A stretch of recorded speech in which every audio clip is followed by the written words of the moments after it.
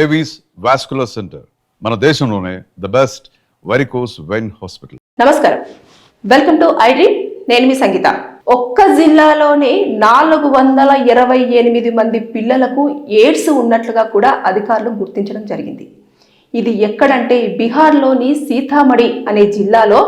అక్కడ వలస కార్మికులు ఎక్కువగా ఉంటారు. అదేవిధంగా అక్కడ ఎఫైర్స్ కూడా ఎక్కువగా ఉండడం నేపథ్యంలోనే ఇలాంటి ఏదైతే ఎయిడ్స్ ఉందో, ఎయిడ్స్ బాడిన కూడా చాలా పెద్దవారు పడము, దానివల్ల పిల్లలకు అది రావడం అనేది జరుగుతుంది అని చెప్పేసి వారు అక్కడ గుర్తించారు.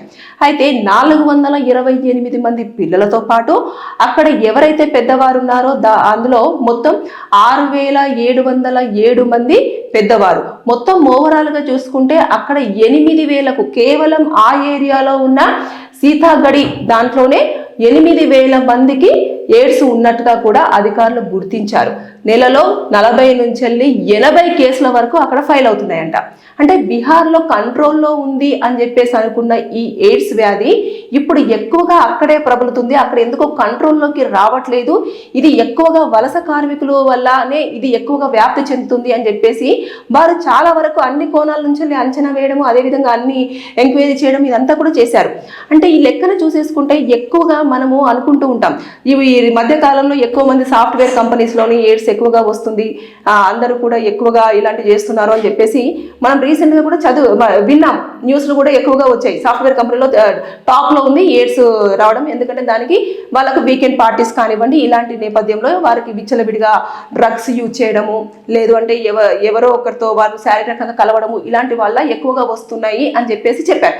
ఇక్కడ చూసుకుంటే కూడా అదే జరుగుతుంది. ఈ బీహార్లో కూడా జరుగుతుంది. ఏంటంటే ఎక్కడి నుంచో వారు పని కోసం అని చెప్పేసి అక్కడికి రావడం జరుగుతుంది. అంటే కుటుంబానికి దూరంగా ఉండడం, ఇక్కడ ఉన్న వాళ్ళ కుటుంబానికి దూరంగా ఉండడము, అంటే ఈ ప్లేస్ నుంచి వారు అక్కడికి వెళ్ళడము, అక్కడ ఉన్న ప్లేస్లో ఉన్నవారు వేరే చోటుకి వెళ్ళి పనులు చేసుకోవడం అనేది జరుగుతున్న నేపథ్యంలో అక్కడ ఏమవుతుందంటే వారికి ఏవైతే ఫిజికల్ నీడ్స్ ఉంటాయో ఆ ఫిజికల్ నీడ్స్ కోసం అక్కడ ఎవరితోనో ఒకరితోటి పరిచయం ఏర్పాటు చేసుకోవడం, ఆ పరిచయం కాస్త వారికి ఇల్లీగల్ అఫైర్ లేదంటే వారి యొక్క కోరికను తీర్చుకోవడం కోసం పని చేసుకోవడం ఇలాంటి జరుగుతుంది. కానీ అక్కడ ఏమవుతుంది అంటే వారికి ఆ వ్యాధి ఉందా లేదా అన్న విషయాన్ని కూడా ఎవరు గుర్తించలేని స్థాయికి వెళ్ళిపోతుంది. ఎందుకంటే వారు మందులు యూజ్ చేస్తున్నారు. అంటే మెడిసిన్స్ అనేవి వాళ్ళను, అది నివారణ ఒక్కటే మార్గం అన్నట్టు.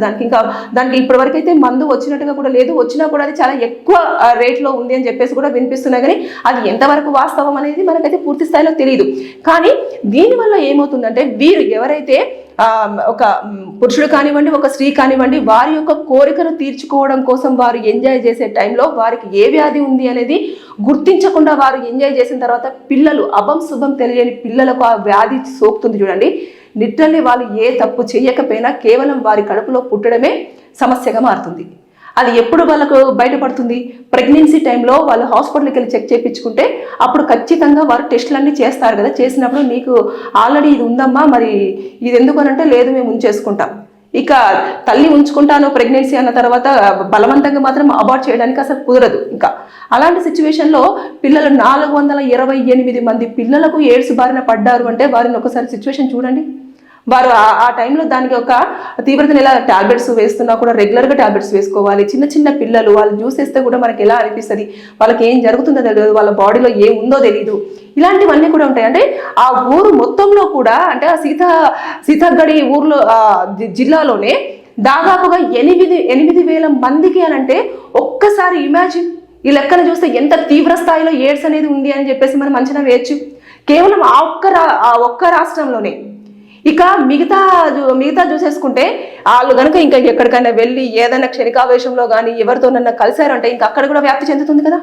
ఇలాంటివన్నీ చోటు చేసుకుంటున్నాయి. కాబట్టి దయచేసి నేను చెప్పేది ఏంటంటే ఎఫ్ఐఆర్స్ పెట్టుకునేవారు జాగ్రత్తలు పాటించకపోతే ఇలాంటి ప్రమాదాలు వస్తాయి. అంటే సింగిల్గా ఉండే వాళ్ళు ఎవరైనా సరే, లేదంటే భార్యాభర్తలకు దూరంగా ఉంటున్న వాళ్ళు ఎవరైనా సరే ఎక్కువగా అట్రాక్ట్ అవ్వడము, ఎక్కువగా ఎఫ్ఐఆర్స్ పెట్టుకోవడము, వారు ఆ టైంలో ఏదో అయిపోయింది అని చెప్పేసి ఏదో కానిచ్చేయడం, ఇలాంటివన్నీ చేయడం వల్ల ఇలాంటి ప్రమాదాలు అయితే జరుగుతూ ఉన్నాయి.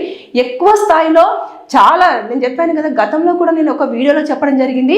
ఒక నెలలోనే దాదాపుగా లక్షలకు పైగా ఎయిడ్స్ బారిన జనాలు పడుతున్నారు అని చెప్పేసి నేను చాలా సర్వే కూడా చెప్పడం జరిగింది. ఈ లెక్కను చూసుకుంటే ఇక్కడ ఇంత తీవ్ర స్థాయిలో ఉందంటే ఇంకా పలు రాష్ట్రాలలో కూడా ఏ సిచ్యువేషన్లో ఉంటుందనేది మనం అంచనా వేయొచ్చు. సాఫ్ట్వేర్ ఎంప్లాయీస్ విషయంలో ఆల్రెడీ ఒకసారి వెల్లడి అయిపోయింది.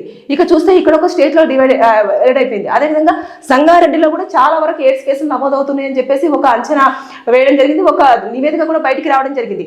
అంటే తెలంగాణ ఏరియాలో ఆల్రెడీ నివేదిక రావడం జరిగింది. అంటే ఈ లెక్కను చూసుకుంటే ఎక్కడైనా సరే ఇలాంటి ఎయిడ్స్ బారిన పడి ఇబ్బంది పడుతున్న వాళ్ళు ఉన్నప్పటికీ కూడా వారు జాగ్రత్తలు తీసుకోకపోవడమే కాకుండా ఆ యొక్క దాన్ని ఇంకొకరికి కూడా అంటించడం అనేది జరుగుతూ వస్తుంది. అంటే వారు ఎంతసేపు వారి యొక్క కామ వాంఛ తీర్చుకోవడం కోసం ఇతరులను బలి చేసి నాకున్నది వాళ్ళకు వస్తుంది అంతే, లేదంటే సుఖ వ్యాధులు ఇలాంటివన్నీ చెత్త చేసేసుకుంటారు, జీవితాలన్నీ కూడా బలి చేసేసుకుంటున్నారు. కాబట్టి ఈ వలస కార్మికులు ఎక్కడైతే ఉంటారో వాళ్ళు తగ్గ జాగ్రత్తలు తీసుకోవాలి. ఒకవేళ కనుక మీరు ఎక్కడైనా పని చేస్తున్న సమయంలో ఏదో ఒక వీక్ టైంలో కనుక మీరు ఎవరితోనైనా పురుషుడితో కానివ్వండి స్త్రీతో కానివ్వండి మీరు ఇంటిమేట్ అయినప్పుడు దయచేసి కంపల్సరిగా పరీక్షలు అనేవి చేయించుకోవాలి. మెడికల్ టెస్టులు చేయించేసుకొని ఎయిడ్స్ యొక్క టెస్ట్ చేయించుకున్న తర్వాత అంతా క్లియర్ ఉంది అనుకున్నప్పుడే మీ ఫ్యామిలీతో మీరు మళ్ళీ మీ ఇంటిమేట్ అవ్వడానికి ట్రై చేయండి. తప్పించి ఇలాంటివి అన్ని జరుగుతున్నాయి కాబట్టి దయచేసి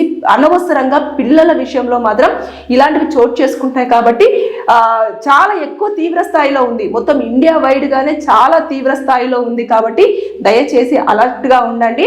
ఎఫైర్స్ పెట్టుకునేటప్పుడైనా రిలేషన్షిప్లోకి వెళ్ళేటప్పుడైనా సరే ఇక మీదట పరీక్షలు చేసుకొని హెల్త్ కండిషన్ అంతా బాగా ఉంది, ఇతను చాలా పర్ఫెక్ట్ హెల్దీ అని చెప్పేసి అనుకున్నప్పుడే మీరు ఏం చేయాలనుకుంటారో ఆ పర్సన్తో చేయండి.